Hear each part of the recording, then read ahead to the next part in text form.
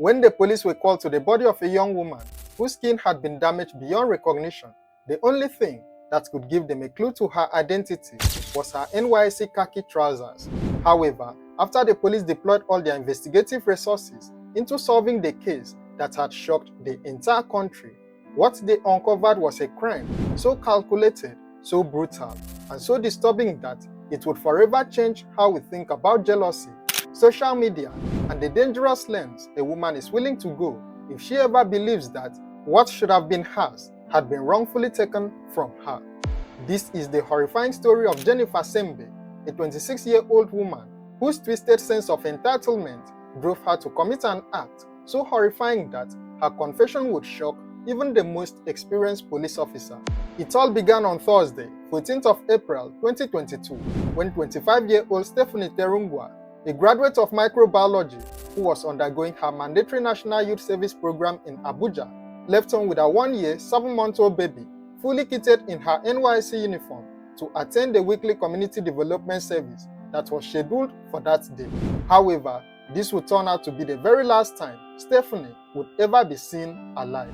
Stephanie was her mother's first child and one of only 2 children.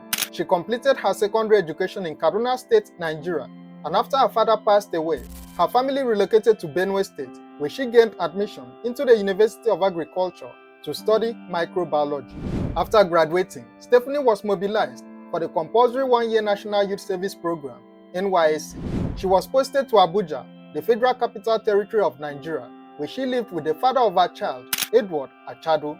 According to the family, Stephanie had been in a relationship with Edward since 2018. After the birth of their child, Edward, who was a well-to-do man, had brought his family to meet Stephanie's family so as to begin marriage arrangements and also set a date for their wedding. It was for this reason that after she was posted to Abuja for her NYSC, she decided to live with Edward. When it took longer than usual for Stephanie to return from the community development service, her fiancé, Edward Achado, began to worry. He reached out to Stephanie's mother to ask if she had seen her daughter, and when the mother said no, he reached out to Stephanie's friend, Amaka, who was also a youth corper, to ask about her whereabouts. Without checking to confirm her presence, Amaka said yes to Edward, thinking that Stephanie was still with them. Edward also reportedly received a text message from Stephanie telling him that she was chilling with friends. This gave Edward the false hope that his fiancée was okay. He then called Stephanie's mother again to inform her that her daughter was with her friend, Amaka. The mom then got Amaka's number and called her, demanding to hear from her daughter, Stephanie. After Amaka looked around without finding her, it then dawned on her that Stephanie and her child were not with her, as she had earlier assumed. The situation immediately took a more disturbing turn. The family was not able to reach Stephanie throughout that Thursday. However, on the next day, being Friday, the 15th of April, Edward's sister received a call from an unknown woman telling her to go to the Holy Trinity Catholic Church and pick up Stephanie's son. The baby had been left in the church by an unknown person, and after the church found out about it, they had gotten the police involved. When Edward's sister showed up at the church to confirm if her missing nephew was truly with them, she was taken to the police station, where she confirmed that it was indeed Stephanie's child. However, Stephanie herself was nowhere to be found. Since the police had no place to keep the boy, they released him to the aunt and then asked her to report to the station the next day. The search for Stephanie continued, both on social media and in real life. However, after all efforts to locate her proved abortive, the mother visited the nearest police station to lodge a formal complaint about her sudden disappearance. On Wednesday, April 27, 2022, over 2 weeks after Stephanie was declared missing, the corpse of a young woman dressed in NYSC uniform was found in the Maitama axis of Abuja. No one could identify the woman because the face and body had been disfigured beyond recognition using what was suspected to be a corrosive chemical like an acid. The police were called to the scene and the body was evacuated to the mortuary pending further investigation. The police had reasons to believe that the body was that of the missing 25-year-old Stephanie Terungwa. However, the mother was skeptical about it, so the police had to order a DNA test. The case was transferred to the Homicide Department of the State Criminal Investigation Department, and on May 2, 2022, just 5 days after the body was discovered, the police arrested Stephanie's fiancé, Edward Achado, and her 2 friends, who were also youth corpers, for questioning. One of the two friends was Amaka, whom Edward had called when Stephanie failed to return home that fateful Thursday. After questioning, it was found that the three suspects only happened to be among the few people who saw Stephanie last, but that they had nothing to do with her sudden disappearance. The police tracked Stephanie's phone, and it led them to a soft target, who then led them to the principal suspect. The prime suspect, 26-year-old Jennifer Tsembe, was arrested on the 9th of May 2022, about 11 days after the body was found. The second suspect, 36-year-old Monday Simon, who was popularly known as Black, was also arrested. During interrogation, the police went through Jennifer's phone and then saw a chat she had with a reverend father. In the chat, it appeared as though Jennifer was making some sort of confession to the reverend father. However, she did not clearly spell out what her sin was. When the police asked what she did that made her confess to the reverend father, she lied that her friend carried out an abortion and that the guilt of knowing what her friend did was eating her up. The police didn't believe her story, so they drew her attention to the part of the chat where she stated that she didn't know how to go to the woman's parents to inform them about what she had done to their daughter. Still, Jennifer kept coming up with different stories to cover up what she did that made her confess to the reverend father. The police then put it to her that she was the one who dropped Stephanie's child at the Holy Trinity Catholic Church, and that was when things took an entirely different turn. Jennifer reportedly became speechless. She didn't know what to say, and as she was trying to come up with a possible cover-up story, the police dropped yet another bombshell on her. The investigating police officer told her that the CCTV camera inside the church captured her dropping the child. It was at this point that Jennifer broke down and confessed to leaving the child at the church. Jennifer also confessed to calling the child's auntie to go pick him up from the church. When asked how she got the aunt's number, she claimed that she found it on her Facebook page. At the time, the police were still presuming Stephanie to be alive, probably because the result of the DNA test was not yet out. However, further questioning will uncover a disturbing crime that would shock even the most experienced police officer. When asked where Stephanie was, Jennifer claimed one of the suspects, 35-year-old Solomon Abu, had taken her. When asked where Solomon was, she claimed he had left Abuja to Niger State. The police then told her to use her phone and chat up Solomon with the aim of luring him back to Abuja for arrest. When Jennifer chatted up Solomon, he claimed he had no transportation fare to pay his way from Niger State to Abuja. The police gave her 5,000 naira to send to him, and while waiting for Solomon to return to Abuja, they visited their workplace for further investigation. It turned out that Jennifer and Solomon were colleagues at work, and that the father of Stephanie's child, Edward Achado, was actually her ex-boyfriend. In the months leading to Stephanie's disappearance, Jennifer had been unsteady at work, and even when she was at work, she would look distracted, unhappy, and deeply worried. Solomon had asked her what was wrong, and she decided to open up to him. Jennifer told Solomon that another girl had stolen her boyfriend and that she wanted him back. Jennifer had been dating Edward for over 7 years, but all of a sudden, Edward started avoiding her without any reasons. She said she tried reaching out to him, but he was not forthcoming. Jennifer then checked his Facebook wall and saw a post where Edward was celebrating the birth of a baby boy. However, the post didn't clearly state whether the boy was his son or not. Things became more concerning for her when she saw Edward's sisters also celebrating the same baby boy and addressing him as their little nephew. It then became clear to her that the child was a member of the family. She got her confirmation when she saw a picture that Stephanie had taken with the same baby inside Edward's house. It then became crystal clear to her that the child was that of Edward and Stephanie. This discovery left her feeling betrayed and deeply upset, ultimately giving rise to the kind of darkness that would destroy multiple lives and also throw multiple families into unnecessary pain and agony. Jennifer told Solomon that she wanted her man back and that she did not want to end up marrying a poor man.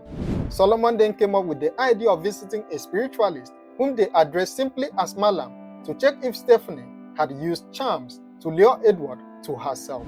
After consulting the Malam, they were told that it was Stephanie's mother who allegedly did something that made Edward feel attracted to Stephanie so that he would leave Jennifer to be with her daughter. After this revelation was made to them, Jennifer began looking for ways to entice Edward back to herself, and that was when she came up with the most devastating plan ever. Since she attended the same university as Stephanie, she reached out to someone who knew Stephanie back then in school. The person sent Stephanie's phone number to her and she began chatting with her. Jennifer pretended to be Edward's youngest sister named Anita, who was always in and out of the country. She kept playing Anita for quite a while and then finally had her breakthrough when she asked Stephanie to send her a picture of her little nephew. Stephanie told her that her phone was bad, and this made Jennifer ask why Edward hadn't gotten her a better phone. Stephanie reportedly told her that Edward was not living up to expectations. Unknown to her, she had just opened a window of opportunity for Jennifer that would lead to her gruesome death. Jennifer immediately promised to buy her an iPhone. She told Stephanie that she would call her to come and get the phone when the time comes. Jennifer then got back to Solomon about the plan. According to her, Solomon suggested that they should kidnap Stephanie for ransom and that the ransom would serve as a compensation from Edward for leaving her for another woman. They both agreed to it. Jennifer told Solomon that he would be the one to open the gate when Stephanie arrives. She hired Simon and his friend to be in charge of tying Stephanie up after her arrival. On that fateful Thursday, April 14, 2022, Jennifer called Stephanie to come to her place and collect the promised iPhone. Stephanie, probably feeling overjoyed, left the CDS with her child without informing anybody where she was going. To her, she was going to meet her fiancé's youngest sister, Anita. However, when she arrived at the location, the face she saw was not that of Anita. Solomon opened the gate for Stephanie as earlier planned. The building was still under renovation, so the first floor had no occupants. Simon and his friend were already waiting inside for her, so after Solomon took her upstairs, the two of them tied her up. Solomon left the residence and returned to the office while Simon and his friend stayed behind. Jennifer promised to pay Simon 100,000 naira after Edward had paid the ransom and then told them to go. However, later in the evening, around 6 p.m., Simon received a call from Jennifer asking him to rush down to her place because there was an emergency. On arriving there, he found out that Stephanie had been killed, and in a manner that was too gruesome to describe. Jennifer began crying and begging him not to leave her alone. She said it was a mistake and that it was the devil's work. Since Simon was already an accomplice, he decided to help her dispose of the body. Jennifer called another colleague from work and lied to him that her boyfriend was returning from the US and that he planned to buy her a car. She told the colleague that she loved his car and that she wants the same type. Jennifer pleaded with him to bring the car to her so that she could show it to her boyfriend when he arrived that day. Based on trust, the colleague took the car to her, totally unaware that he had just donated an ambulance without a siren to his colleague. Around 3 a.m. that night, Simon and Jennifer carried the body into the trunk of the car and then drove around the Maitama axis, checking to see if the coast was clear. After they were sure that there was nobody around, the two of them took out Stephanie and dropped her by the street. Jennifer used a cloth to cover her body and then zoomed off in the car. Solomon finally paid his way back to Abuja and he was arrested by the police. The DNA result also came out and it proved that the body was indeed that of Stephanie. During interrogation, the police noticed that Jennifer had burn marks on her body. When asked how she got them, she lied that she fell off a bike. However, the police were convinced that the marks were from the acids she used in committing the heinous act. Because he initiated the plans. Okay, she initiated it. Okay, who? You knew about the plan before? Do you know about the plan? I knew about the They plan, but initiated it and you bought it. I didn't know how she died. But you bought the idea when they initiated it.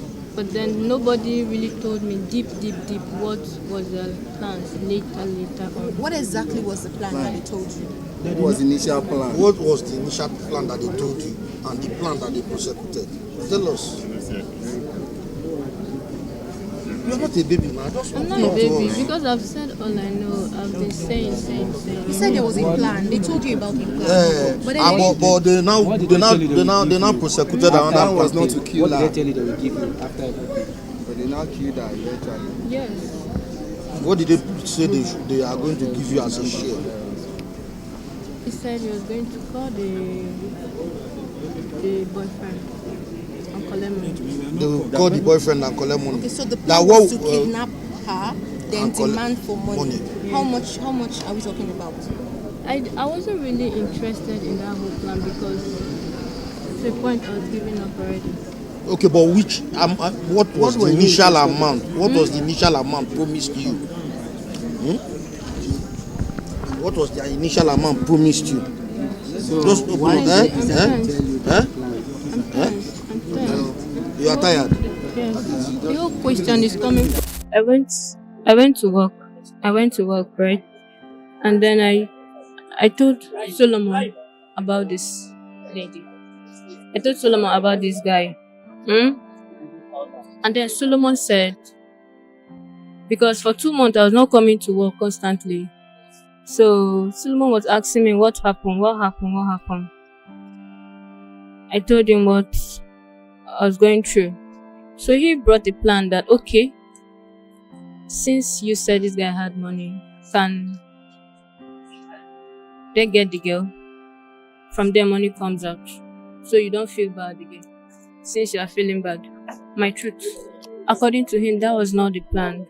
So reason I even had to drop the baby in the church was because I felt the need for the family to have their child. My name is Monday Simon. So how you take involved for all this things? How you take involved for this matter? This girl, she's the one that called me, Jennifer, said that I should come and help her. There is one girl she want to collect her boyfriend from her. So that is, and I don't even know the girl. So when she now called the girl, we were inside waiting for the girl to come. So this my friend go and open the gate for her. I should come. My own work day is just tie the gate and go. Then as I tie the gate with my friend Jaru, where he's not here. So as we touch her, we just go and leave her with the Jennifer in the house. So our plan is, she said that she will give us 100,000 when she get the money from her boyfriend. Their boyfriend will give her, we should collect money. So I don't really know how much is that. I don't know how much she's going to collect, but in our discussion is she will give us 100,000. So now you catch the girl. No, I'm not the one that catch the girl. The girl, she's already inside the room. So what do you do to the girl when you reach the room? What do you do to the girl when you reach the room? And we tie the girl. When we tie her, we leave her there with Jennifer. When you tied her, she dey alive or she not dey alive? No, she's alive, saying that she will call her boyfriend. The boyfriend will now come and she will demand money from the boyfriend. That's what I know. So who killed the girl? I don't. That's Jennifer. She's the one that killed the girl. Okay. Yes. Because she's the one that telling me, she was begging me that what she do. She was crying because I was not there. I've already do what she told me to do. I don't go. She now call me back. That's what I know. To go home make me. I don't know anything after this one. Okay. So right now, how do you feel about this? I was very surprised. I don't even know that this thing was going to be like that. That's my problem. If they say I know I will not even do that kind of thing. I will never do that kind of thing in my life. Okay, bro. I swear to God. I was very surprised. Don't look back. I don't know. Hello, did they eat her something or? I didn't eat her anything. I just only tied her and go my way. That's all. And that is what the Jennifer said I should do. Me and my friend Jarubo is not here. The guy is wrong. The only thing is, the other is, I don't even know what to do. I don't even know what to say. I don't. In the evening, that's in the night, she now called me that I should come and help her. So when I now, the Arsenal is in the phone, and I asked her what happened. She said I should just come. So when I come, I just saw the girl was poured by acid. They pour acid from Yes, that is what I know. Then from there, she now said that I should help her. She just like start crying. Said that it's a mistake, it's a devil work. She start crying, holding my leg. I should not go. Please, I should not go and leave her. I should help her. I now see that, okay, even though if I go forward now, I'm still in the case. I don't know what to do. I was confused. I now tell her, let her bring water so that I can now maybe help wash the girl. She now said that she don't even know what to do. I don't even know what to do. She now tell me that she has somebody that will come and help us to take the girl out. I said, okay, let the person come. any part of his body, then cut any part of No. To go make me, nothing like that. Okay, now they ask him, Yeah. So So what you're telling us is that girl actually killed the victim in her room. Yeah, in the room, because me, I was out. I don't know the next thing. When this guy go and leave me with her, I still go out. I even go out and leave them together with this guy in the house. Yes, I first go and leave them together with this guy in the house. That's what happened. Now, people carry the dead body go through it? I'm the one with the Jennifer. She now bring one guy with the car. She now call me back again. I should come and help her. She get the car. I said, okay. I now carry her. And now me and she, because the guy leave the car with us and go back. So in the night around 3 o'clock, she now come and meet me. We go to their house. I help her. I will carry the body, put in the car. We now go to the Metama around bush there. We now keep her there. That is what I know. I don't know. My name is Monday Simon. Monday Simon. But I'm from Bauchi State. She, Jennifer, mastermind everything. And Okay, Jennifer masterminded everything. Okay. so she brought the talk in the office. Was talking to me. She brought talks. Yeah, that she had a rich guy, and the girl want to take her away from her. So that, and she doesn't want to marry a poor man. So she wants to get her man back. So in the course of it, she invited the girl. She I don't know how she managed to get the girl's number. Called the girl. So my own role was, when she invited the girl to come over and pick the food, she pleaded with me to come open the gate. That she has already arranged 2 guys that will scare the girl, after which we get information from the girl. And then she's the one that I even have the boyfriend number, and she will call for ransom. So after that, when the girl came, he gave me witness. I opened the gate, the girl came in. When she was tied by him and the other guy that has not been seen yet. So I left the house, of which I never returned again. So that, and the girl was tied, she was alive when I left that house. That day was on a Thursday afternoon. I left the house, went back to the office. That was all I knew until later on that I now saw the news that the girl died. The 3 suspects were remanded in prison and then charged in court. However, there hasn't been any public information on the case ever since then. Stephanie's corpse was given eternal rest by her family on the 30th of June 2022. May her soul continue to rest in peace. A crime remains a crime, but who do you think was to blame for the tragedy? Share your thoughts on this case in the comments below, and don't forget to like, share and subscribe to this channel for more true crime stories.